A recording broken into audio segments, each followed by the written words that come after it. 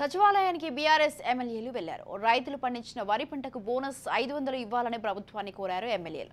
ఈ సందర్భంగా వారు ప్రభుత్వ కార్యదర్శితో సమావేశమై ఎండిన పంటలకు నష్టపరిహారం ఇవ్వాలని వినతిపత్రం ఇచ్చారు ఎమ్మెల్యేలు.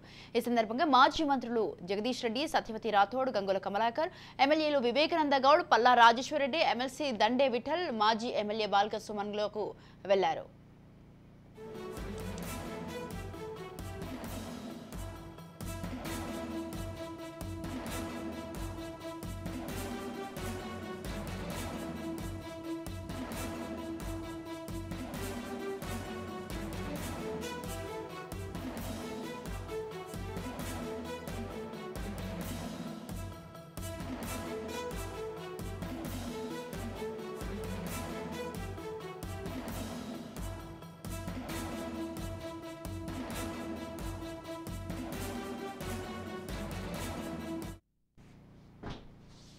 రైట్, ఈ విషయంపై పూర్తి సమాచారం అందించడానికి మా ప్రతినిధి మహేందర్ రెడ్డి ఫోన్ లైన్ లో ఉన్నారు. మహేందర్, చెప్పండి, రైతులు పండించిన వరి పంటకైతే బోనస్ 500 రూపాయలు ఇవ్వాలని అయితే ప్రభుత్వాన్ని కోరడం జరిగింది ఎమ్మెల్యేలు. దీనికి సంబంధించి మీ దగ్గర ఉన్న అప్డేట్స్ ఏంటి?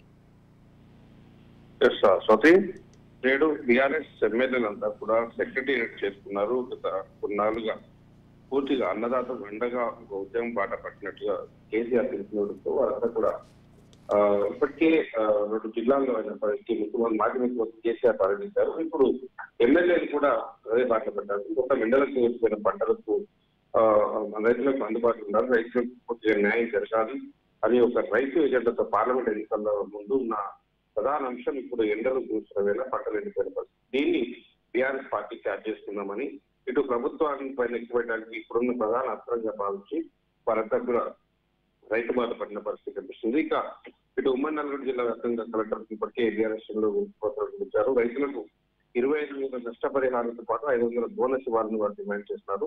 ఇప్పటికే పాలకు నిర్లక్ష్యంతో నిండా మంది పండుగ చేస్తున్నామని దాదాపు ఆ రకంగా మాజీ ముఖ్యమంత్రి కేసీఆర్ తలపెట్టిన కంటిన్యూస్ గా ఎమ్మెల్యేలు కూడా ఇప్పటికే హైదరాబాద్ లో అలాగే తమ తమ నియోజకవర్గాల్లో కూడా ఈ పోరాటాన్ని చేసిన పరిస్థితి.